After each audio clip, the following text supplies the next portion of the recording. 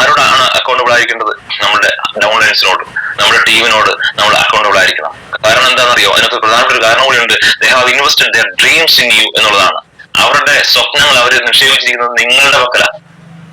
അത് ഒരുപക്ഷെ അവരുടെ കമ്പനി അവർ കണ്ടിട്ടുണ്ടായിരിക്കില്ല, അവർ മാനേജ്മെന്റിനെ കുറിച്ച് അവർക്ക് അറിയാതുണ്ടാവില്ല. അപ്പൊ ഞാൻ പോയിട്ട് എനിക്ക് എന്റെ ടീമിനെ കുറിച്ച്, എനിക്ക് എന്നെ കുറിച്ച് പറയുകയാണെങ്കിൽ, ഞാൻ ഈ മാനേജ്മെന്റിനെ തൊട്ടറിഞ്ഞതുപോലെ എന്റെ ടീമിന് സാധിച്ചിട്ടുണ്ടാവില്ല, അങ്ങനെ സാധിച്ചിട്ടില്ല.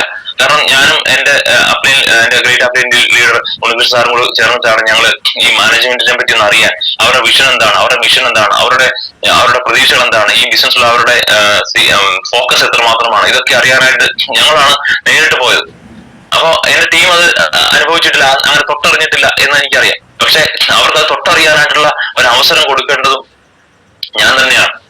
അപ്പൊ അതുകൊണ്ട് അവരതൊന്നും അറിയാതിരുന്നിട്ടും ഈ ബിസിനസ്സിലേക്ക് കടന്നു വന്നിട്ടുണ്ടെങ്കിൽ എന്നിൽ ഒരു പ്രതീക്ഷ അർപ്പിച്ചിട്ട് ആണ് അവർ വന്നിരിക്കുന്നത്. അപ്പൊ അവരുടെ ഡ്രീംസ് എല്ലാം അവർ നിലവിൽ ഇൻവെസ്റ്റ് ചെയ്തിരിക്കുന്നത് എന്റെ പക്കലാണ്, അല്ലെങ്കിൽ എന്റെ അടുത്താണ് അവർ ഇൻവെസ്റ്റ് ചെയ്തിരിക്കുന്നത്. So I am very much responsible and accountable to my team. എന്റെ ടീമിനോട്, എന്റെ ഡൗൺലൈൻസിനോട് ഞാൻ അത്രയധികം കമ്മിറ്റഡ് ആണ്. അത്രയധികം അവരോട് എനിക്കൊരു കമ്മിറ്റ്മെന്റ് ഉണ്ട്. അവർ അക്കൗണ്ടബിലിറ്റി ഞാനത് കാണിക്കേണ്ട ആവശ്യമുണ്ട്.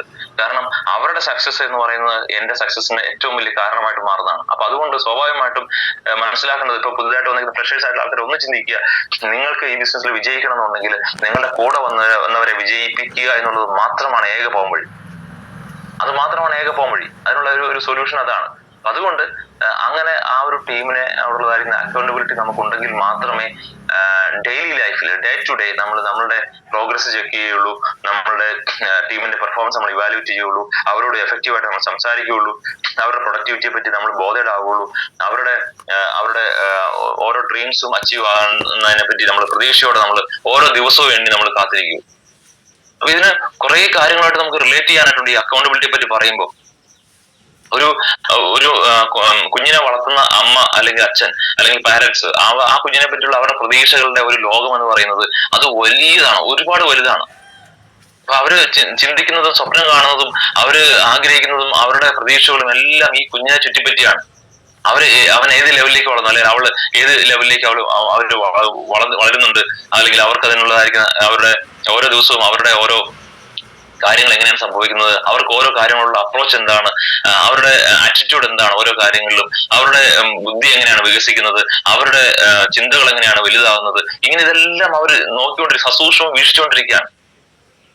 അപ്പൊ സ്വാഭാവികമായിട്ടും ഒരു പാരന്റ്സിനോട് ഒരു കുഞ്ഞിന് തോന്നുന്ന ആ ഒരു അക്കൗണ്ടബിലിറ്റി അല്ലെങ്കിൽ അങ്ങനെയുള്ള കാര്യങ്ങളൊക്കെ നമുക്ക് സത്യം പറഞ്ഞാല് ഇതിനകത്ത് നമ്മൾ ഡൗൺലൈൻസിനോട് ഉണ്ടെന്നുള്ളതാണ്. ഞാൻ തിരിച്ചാണ് പറയുന്നത് എങ്കിൽ പോലും അത് നമ്മൾ റിലേറ്റ് ചെയ്യാൻ വേണ്ടിയാണ് അങ്ങനെ പറയുന്നത്.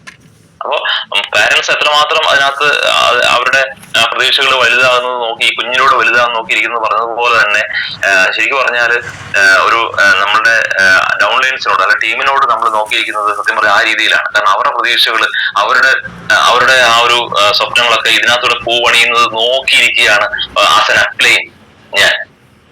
ഒരു അപ്ലൈൻ ആയിട്ട് ഞാൻ ചിന്തിക്കുകയാണെങ്കിൽ ഞാൻ ആ രീതിയിൽ നോക്കിയിരിക്കുന്ന ആൾക്കാരാണ്. അതുകൊണ്ട് തന്നെ അവരോട് ഞാൻ വളരെ അക്കൗണ്ടബിൾ ആണ്. എന്റെ ഓരോ പ്രവർത്തനങ്ങളും, എന്റെ ഓരോ സപ്പോർട്ടും, എന്റെ ഓരോ ചിന്തകളും, എന്റെ ഓരോ പ്ലാൻസും, എന്റെ ഷെഡ്യൂളുകളും ഇതെല്ലാം അവരോട് അക്കൗണ്ടബിൾ ആയിട്ട് വേണം ഞാനത് ക്രമീകരിക്കാനായിട്ട്. അത് വളരെ അത്യാവശ്യപ്പെട്ട ഒരു കാര്യമാണ്. അപ്പൊ അതുകൊണ്ട് ഡൗൺലൈൻസിനോട് നമുക്ക് ആ ഒരു അക്കൗണ്ടബിലിറ്റി ഉണ്ടായിരിക്കണം. ഇനി മറ്റൊരു കാര്യം, 4 കാര്യങ്ങൾ നിലവിൽ പറഞ്ഞു. സെൽഫ് നമ്മൾ അക്കൗണ്ടബിൾ ആയിരിക്കണം, ടു സെൽഫ്, അതുപോലെ to my family, to my upline, to downlines or my team. ഇനി 5ാമതായിട്ട് ടു ദ സിസ്റ്റം. ഈ സിസ്റ്റത്തോട് നമ്മൾ അക്കൗണ്ടബിൾ ആയിരിക്കണം. ബിക്കോസ് ഈ സിസ്റ്റം എന്ന് പറയുന്നത് അത് ഓൾറെഡി നിങ്ങളുടെ സക്സസിനുള്ള ഒരു പ്ലാറ്റ്ഫോം അല്ലെങ്കിൽ അതിനുള്ള ഒരു കാരണം ആയിട്ട് തെളിഞ്ഞിരിക്കുന്ന ഒരു കാര്യമാണ്. ഓൾറെഡി പ്രൂവൺ സിസ്റ്റമാണ്, അല്ലെങ്കിൽ ഒരു proven reason for your success എന്ന് നമുക്ക് പറയാം. നിങ്ങളുടെ വിജയത്തിന് ഏറ്റവും പ്രധാനപ്പെട്ട ഒരു കാരണമായി മാറിയിരിക്കും. ഞാൻ അതുകൊണ്ടാണ് ആദ്യം തന്നെ വിന്നിംഗ് ടീമിനെ കുറിച്ച് ഞാൻ സൂചിപ്പിച്ചത്. നമുക്കൊന്ന് ചിന്തിച്ചു നോക്കുകയാണെങ്കിൽ നമ്മുടെ ഓരോരുത്തരുടെയും ഓരോ ദിവസത്തെ ഓരോ കാര്യങ്ങളും ഓരോ വളർച്ചകളും കൃത്യമായിട്ട് മോണിറ്റർ ചെയ്ത് അതിനനുസരിച്ച് നമ്മളോട് ഇന്ററാക്ട് ചെയ്യുകയും കമ്മ്യൂണിക്കേറ്റ് ചെയ്യുകയും ഒക്കെ ചെയ്യുന്ന ഒരു സിസ്റ്റം നമുക്കുണ്ട്. അപ്പൊ ആ സിസ്റ്റത്തിന്റെ ഭാഗമായിട്ട് പ്രത്യേകിച്ച് നമുക്ക് കേരളത്തിൽ പറയുകയാണെങ്കിൽ കേരളത്തിന്റെ നമ്മള് വിന്നിംഗ് ടീമിന്റെ കേരള ഹെഡ് എന്ന് പറയുന്നത് നമ്മുടെ ഭരതേട്ടൻ.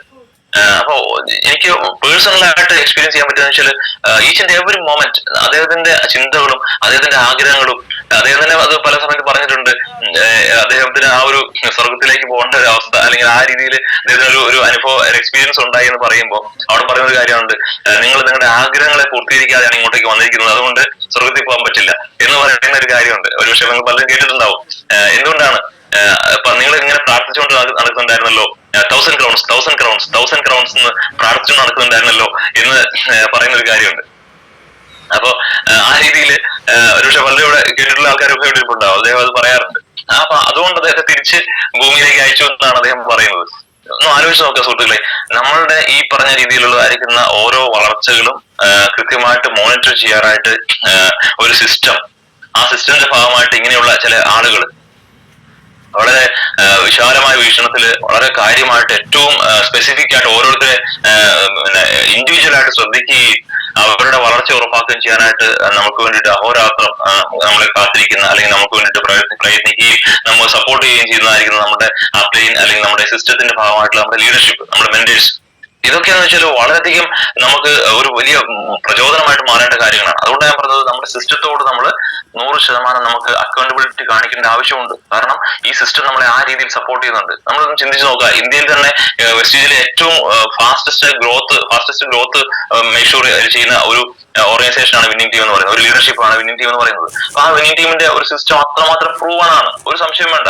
അതുകൊണ്ട് തന്നെ we are all luckiest people, നമുക്ക് അതിനകത്ത് ഒരു സംശയം വേണ്ട. അപ്പൊ അതുകൊണ്ട് ആ രീതിയിൽ നമ്മൾ ഇതിനെ മനസ്സിലാക്കുമ്പോൾ ആ സിസ്റ്റത്തോട് നമ്മൾ എത്രമാത്രം കൂറ് കൊല്ലുക, അല്ലെങ്കിൽ അതിനോട് അക്കൗണ്ടബിൾ ആയിരിക്കേണ്ട ആവശ്യമുണ്ട്. അത് നമ്മളൊന്ന് മനസ്സിലാക്കേണ്ട കാര്യമാണ്.